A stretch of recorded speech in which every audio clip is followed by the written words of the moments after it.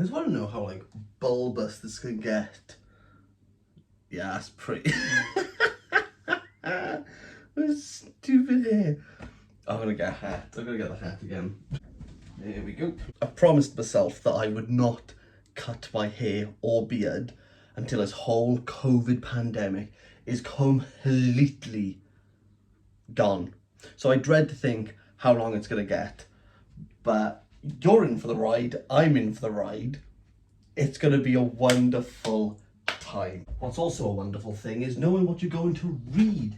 And this month I have 3 books that I kind of want to talk to you about, because I don't think I'm going to get many reviews done this week, and by the end of this video you will know what I have got myself into a state. I've got myself into a state at the moment. Now, if you're on my Instagram, you will know what the first book is. Oh wait, you know, on my Instagram? Go and follow me. Go and follow me. We got books, we got giggles, we got laughs, we got this face. It's a wonderful place over there. For my Man Booker Prize, I have decided to put a poll for every single book, which allows you people to vote. And I wanted to read, wait a minute, do I have it? The White Tiger by Aravind Adiga. And he's lost twice now. First to The Sellout, and second, because of you lovely people, you know how much I didn't want to read this. It's Midnight's Children. Just a little old book. I'll be honest. I'm halfway through at the moment of this 647 goddamn page book, and it's going okay. It's better than I thought. That's not to say I'm loving it, because this is more at the moment like a history book of what happened when India became independent. So there's a lot of times I just have to put this book down and research the actual events. So at times it's a chore. But it's not the book's fault. It's my fault for not knowing anything about India, and I've definitely learned that I know nothing. I know nothing about India, I know nothing. I've been reading this solidly for about 2 weeks, and I'm about halfway through it. So I'd like to hope that while juggling the other 2 books, I should be able to finish by July. I kind of get my thoughts together for a review. Before I show you the next books, I kind of want to put a bit of a time. The sun is right in my eyes. Bear with. Technical difficulties. Other technical difficulties. Boop, boop, boop, boop, boop, boop. Drama degree activated. Instagram goes, Kieran, stop putting off In Midnight's Children. Read and review the damn book for us. And I go, of course. Like, I've kind of signed myself up for this, of course. So I start reading. I'm about 10 pages into it, like trying to get into the groove, and then in the DMs, Karen from Run Right Reads messaged me saying, would you like to do a buddy read? Now, some of you might be aware of Karen from Run Right Reads, because she is the person who heads Caribathon, which happened last month, where she wants people to read as many authors and books about the Caribbean, and it's set in the Caribbean, which is fantastic. But also she has a project about reading all the Man Bookers.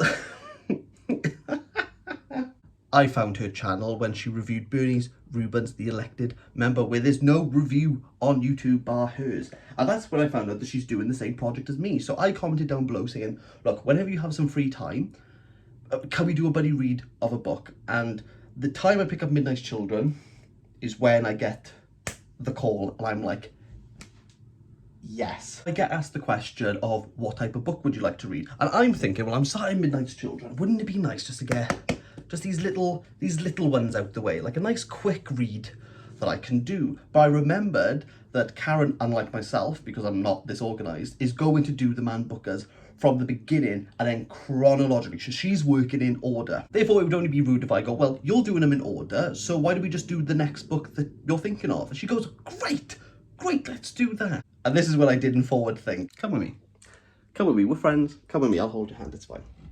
So these are all my Man Bookers to be read at the time. So I go, chronologically, which one should you read? Guess which one came chronologically next? Oh, it's a huge one. It's huge. It was only David Storey's Saville, which I've been putting off because it's huge. Do you want to know how huge it is, people? It's the same length and size of Midnight's Children.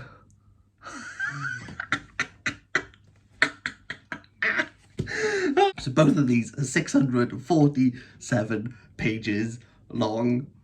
The same page, the same font, the same publisher. So I'm just shooting myself like, great. So I agree, and I said I've been put in Saville off, as well as Karen had been put in Saville off as well. So we're both working through that. Again, I've been reading this solidly for 2 weeks, and I'm about halfway on part 4. I'm really excited to review this one, because it's based on a mining town in Yorkshire. But I grew up in a mining town in Wales, and the similarities are so close and are so similar that this could have been set in the Rhondda. And we'll leave it at that. We'll leave it at that. We'll leave it at that. There I am, swimming through 1,300 pages of Man Booker deliciousness, and I'm thinking, you know what? I could do these 2 books. Like, it'll take a chunk of my time, but I could do this. I forgot Middlemarchathon starts on the 1st of July. 2 Chonky boys, 900 page beast. Yeah, I completely forgot about Middlemarchathon. So when Claire Fenby popped up in my subscription feed saying, hey guys, remember we're doing this? And I was like, oh, yeah, I do. I do remember doing that. I've always wanted to read Middlemarch, and I've put it off, 1, because of size, and 2, because I feel with some classics, it's always best to kind of have a conversation going on whilst you're reading them. And for one person to kind of trudge through something and not really understand, or you want to discuss a point, but people are like, it's been about a while since I've read the book.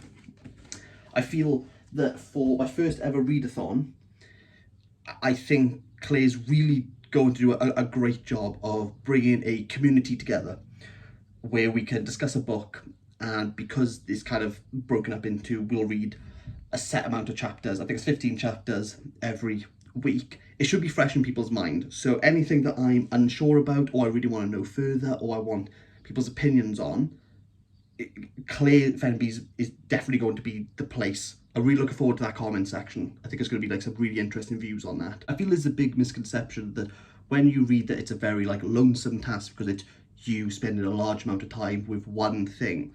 But I've never viewed reading that way. I feel as though it's the ideas, it's the opinions, it's the perspective that people bring to books, and that communication, that's what makes literature rich.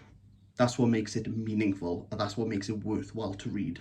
And I feel as though now is the time for me to jump into Middlemarch. So yes, I will be working through all 2,000 pages of great literature. So I just want to let you know, just in case you're thinking, where's the reviews? It's going to take me some time, but by the end of July, I will be able to give you three reviews. Oh yeah, this also reminds me, in regards to the book of 2020, there's also being more announced on July. Thank you for everyone who joined me on Instagram and voted on the poll, and everyone's comments down below. There's a huge amount of people who want me to do the entire long list. So that's what I'll be doing. I'm really looking forward to this. I'm really looking forward to reviewing all the long list. It's going to be interesting. Yeah, I'll see you in the next one. Bye.